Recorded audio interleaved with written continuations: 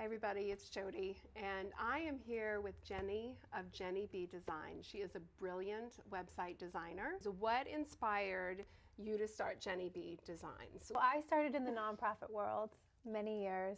I don't think I knew that. Yeah. Okay. Yep. Okay. Doing marketing, development, and when you work in a nonprofit, you have to do all the things. You wear all the hats. Oh yeah. And web design was one of the things I had to do. This was back in the early 2000s, so WordPress and blogs were just starting. So I started a website for the nonprofit. I started a blog, was an early adopter for all those things. And I loved doing it. I loved organizing all the information online so that people could feel like they were connected to the organization, find out what they needed to know. And a couple of other nonprofits saw me doing it for the one that I was working at. So kind of started from there, doing it part-time here and there. And then before my son was born, I decided I wanted to work at home, do it full-time. That was my passion, designing websites. And that's when I started the business. Because I knew I could help nonprofits, but also small business owners, because I was starting my own business. I knew that I needed a website. I knew that other small business owners needed one. And I like to do things in a way that made it easy for people to understand what they needed to share online and just create a presence that attracted the right clients and made them money. So that's when I started the business officially in 2015. Your websites are gorgeous. Every time you launch a new one on LinkedIn, Thank you. I have to go and take a look because they're all very unique and very custom. And I like to bring out the brand personality, which comes from your logo, your colors, your fonts, but then also who you are and what you do. And I like having a little bit of fun designing, making them out of the ordinary. So a lot of small businesses rely so heavily on social media now. Why is having a well-designed website still so important, do you think? Oh, it's like the number one thing your business needs. I feel like social media has hit its peak. A few years ago, it was so easy for people to see what you posted. People were having conversations online. It was such a fun place to be. And recently, in the last few years, I feel like it's harder for people to see your things. Yeah. The algorithm is difficult. People aren't wanting to leave the platform to go to your website. And in my opinion, social media is kind of like the billboard when you're driving down the road, like shouting, like they're telling you something, but like directions to get to the place, and the place is your website. You want people to go to your website. Yeah. And that's where all the magic happens. That's where the connection is made, the sales are made, they find out more about you, how to take the next step. Doesn't usually happen on social media. So in my mind, you're trying to drive everyone to your website, and it should be working for you around the clock, 24/7. If someone gets there, they should be able to find out the information that they need and to take the action that you want them to take while you're taking your kids to the beach or doing whatever you want. Your website is working for you very hard.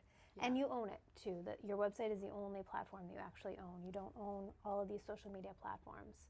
So your website is a very important piece of the puzzle. So you work with a lot of small businesses. What is one of the biggest mistakes you see? I would say that they don't understand the reason why they have a website. They just put one up because they know they should have a website. But they don't understand what is the goal. What do we want people to do? What is the first step in your sales process when you're thinking about this? Are you trying to get people to book a consultation call with you? Do you need them to fill out a form? Do you want them to buy something? What is the overall goal of the website? And then setting up the website to make sure that everything, reflects that goal and you're driving people to take that action. I think that's probably the number one mistake, not understanding what is the goal of this website and then having everything follow suit. For it to be very strategic and well thought out ahead of time. And putting personality into it, I think, too. Like we talked about, my sites are a little bit different. I think it's important to be different, especially today, right? In 2026 with AI, everything is so cookie cutter, and especially your words, the copy that you use on your website, make it a little bit stand out and different and personalized and build that emotional connection on your website. That is also something I see missing from a lot of websites and small businesses. Right, telling the story. Yeah, with that beautiful imagery of yourself as a business owner or your team or your space, and not being afraid to be a little bit different. I think that will make you stand out. When you are designing a website, what are the key elements that actually turn visitors into customers? I think there are a few key elements. The first one is understanding what your goal is of that website. And then you need to get your hero section right. And by hero, I mean the first part of your homepage before you scroll any further. There should be an image, a headline, a subheadline, and a button. And it needs to be abundantly clear who you are, what you do, how you help make someone's life better, and then a call to action button, the next step we want people to take. And a recent stat, I think it was 44% is the median cutoff for people who come to your website and leave without scrolling any further. So 44% of the people get on your website and they just bounce, they leave. And you have to get that hero section right, because if they get there and it's not clear what you do, they don't understand that you can solve their problem, or there's no call to action button to take them to the next step, they're going to leave and you're going to lose them as a potential client. And so getting that hero section right is really, really important piece of the puzzle to make your website convert and to make those sales. So very similar to when we're doing our videos or when we're doing our reels, we have 1 to 3 seconds to make that first impression. Yeah. It's the first impression. Right. It truly matters. Yeah. And if people are confused, like no one wants to spend time thinking. If they're confused, they'll just leave. Yeah.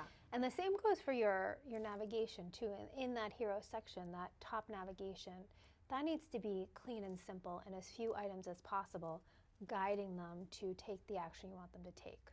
So not cluttering it up with things like FAQs or testimonials, or if you have lots of different services, not putting those across the top, but consider using drop downs and being as concise as possible with that top navigation. My designs take 4 weeks to build from start to finish, and then typically 2 weeks up front. We start with the meeting where we do a strategy call. I learn about the business, we dig into the clients, what is the overall goal of your website, and we come up with the content that I'll need to build the website. And by content, I mean copy, images, any integrations that you want to build. My clients will collect that for me. It usually takes them about 2 weeks or so. And then once I have that, I begin the build on week 1. We have a homepage call, and we will, on that call, present the homepage and kind of go back and forth and align on that look and feel of the aesthetic of the homepage. And then from there, I build out the remainder of the website. And on the 3rd week, I hand it to you. You have can do your edits, and then we launch it on the 4th week. So from start to finish, it's a pretty tight turnaround, and I like to make it as easy as possible for my clients. Yeah, that's fast. Yeah, that's fast for a website build. Yeah, it is. But I think that we all put as much time as we allot to a project, right? So if we can get it done in an efficient timeline and people are energized and ready to make things happen, I like to turn it around as quickly as possible. Yeah. And I'm sure that helps with, when you have a new branding like that, I'm sure it helps with the energy of getting it going as well. Because if it lasts too long, I'm sure that by the time you get to the end, maybe people are a little worn out. Yeah, exactly. And I've heard from so many people, my website project took 5 months to complete, and the guy dropped off the face of the planet, or I haven't heard from him, or it's half done and it haven't been completed. And so I like to have tight deadlines and quick turnarounds for my clients, and I'm very organized and structured too. That's another part of the puzzle that I really love, that project management. So I like to keep us on track to have a quick launch. How can a great website help local businesses compete with larger businesses? It goes back to what I said about personality and being different. That's what I think, makes all the difference today. Putting a little bit of personality into that website, making your copy a little bit personal. You don't have to tell all your secrets on that website, but just ways you can put that personal touch, having images of yourself or your team or your space or anything that is personal to you. If you don't want to have people in it, then maybe you have a showroom, or maybe you use some tools, taking pictures of those, making it your own, and building that emotional connection. I think that's what can make a local business compete with larger businesses, for sure. Yeah, I love that. Yeah, going back to that personality and customization. Yeah, and aligning that with some keywords for search engine optimization to be found in Google. There's a fine balance between writing for bots and AI and Google, and bringing out your personality. So you want to have a nice balance, but you do also want to make sure that it is being found in the search engines. Yeah, sounds like an art form.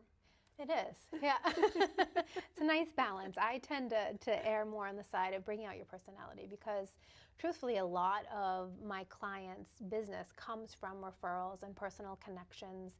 And yes, they get a lot of cold business from Google and from now recently Claude and ChatGPT, but they also get a lot of referrals. And I think that you have to marry the art of making that emotional connection, but also building for the robots.